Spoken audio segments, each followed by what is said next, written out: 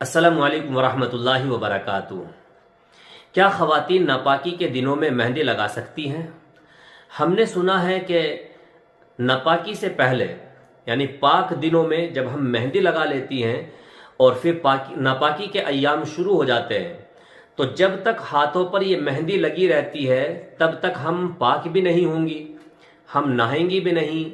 तो ऐसा नहीं है। आप नापाकी के दिनों में भी लगा सकती है। आपने पाकी की हालत में मेहंदी लगाई और फिर नापाकी के अय्याम शुरू हो गए और फिर आपके पाक होने का वक्त भी आ गया, लेकिन हाथों पर अभी तक मेहंदी का कलर बाकी है, तो आप वक्त पर नहाएं और पाक हो जाएं। नापाकी के दिनों में आप मेहंदी भी लगा सकती हैं। पहले जो आपने लगाई हुई थी और कलर बाकी है और नहाने का वक्त आ गया, पाक होने का वक्त आपका आ गया, तो आप बिल्कुल पाक हो जाइए। आप पाक हो जाएंगी नहा करके। और आपके हाथों पर जो ये कलर लगा हुआ है, इससे कोई फर्क नहीं पड़ता, चाहे मेहंदी पहले से आपके हाथों पर लगी हुई हो या फिर नापाकी के अय्याम में आपको मेहंदी लगाने की ज़रूरत पड़ गई हो कि आपको शादी में जाना है, कहीं रिश्तेदारी में जाना है या कहीं भी आपको जाना है और आपको मेहंदी लगानी है।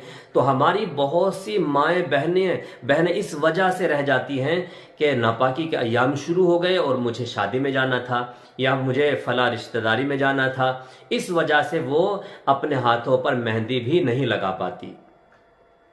तो आज ये मसला बिल्कुल क्लियर समझ लें कि जो हम मेहंदी लगाती हैं, उस मेहंदी का जो कलर आपके हाथों पर जाता है वो पानी के अंदर पहुंचने में कोई रुकावट नहीं करता।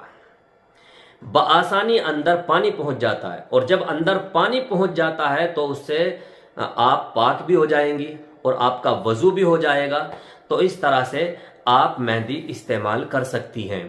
रहा कुछ औरतों का ये मसला कि नापाकी के अय्याम होते हैं और मेहंदी पाक होती है, इसलिए पाक मेहंदी को नापाक दिनों में अपने हाथों पर इस्तेमाल नहीं करना चाहिए।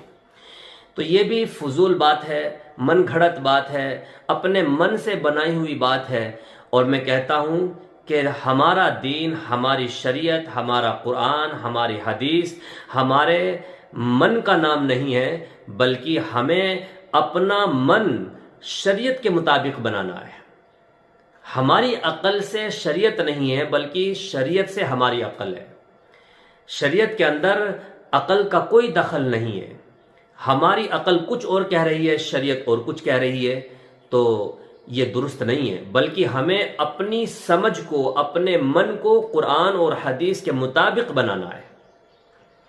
इसलिए हमें अपने तरफ से, अपने मन से इस तरह के मसले नहीं घड़ने चाहिए जिस तरह से आजकल हमारे समाज में बहुत सारे मसले इस तरह से बनाए जा रहे हैं और बिलखुसूस ख़वातीन के अंदर इस तरह के मसले बहुत चलते हैं।